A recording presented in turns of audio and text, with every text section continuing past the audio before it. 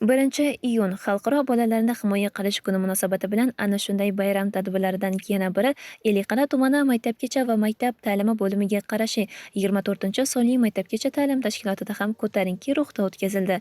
Tadbir avvalida so'zga chiqqanlar kelajagimiz egalari bo'lmish bolajonlar hayotning mazmuni, ertangi kunimizning davomchilari ekanligini ta'kidlab, tashrif buyurgan mehmonlar hamda bolajonlarni bayram bilan samimiy tabrikladilar. Shundan so'ng bolajonlar tomonidan tayyorlangan bayram dasturi yig'ilganlarga namoyish etildi.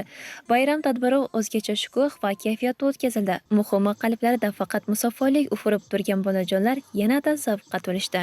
Ellikqal'a tumani maktabgacha va maktab ta'lim bo'limiga qarashli 24-sonli maktabgacha ta'lim tashkilotimizda 1-iyun xalqaro bolajonlar bayrami kuniga bag'ishlab bayram tadbiri o'tkazdik. Bu bayramimiz juda ko'tarinki kayfiyatda o'tkazdik. Bolajonlarimiz o'zlarining raqslari bilan, kuylari bilan, o'zlari bayramga yod olgan she'rlari bilan bayramimizni keng nishonladik. Mana shu fursatdan foydalanib butun O'zbekiston bolajonlarimizni bayram bilan chin qalbimdan tabriklayman.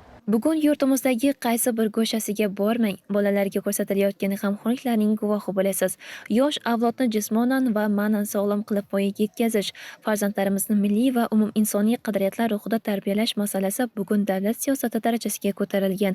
Mazkur 24-sonli bolalar bog'chasida ham bolalarni jismonan sog'lom va barkamol qilib tarbiyalash yo'lida ishlar samarali tashkil qilingan. Bolajonlar bugungi bayram dasturida tarbiyachi opalari tomonidan o'rgangan qo'shiq va she'rlarini sahnada mahorat bilan aytishdi va ajoyib kuy qo'shiqlariga raqslar tushdilar. O'z o'rnida tadbirga tashrif buyurgan ota-onalar jajji farzandlarining bu chiqishlarini olqishlar bilan kuzatdilar.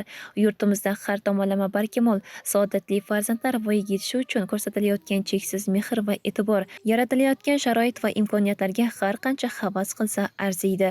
Ular shu yurtning kelajagidir. Eslatib o'tamiz, 1-iyun Xalqaro bolalarni himoya qilish kuni munosabati bilan bayram tadbirlari Ellikqal'a tumanining barcha hududlarida ko'tarinki ruhda nishonlanmoqda.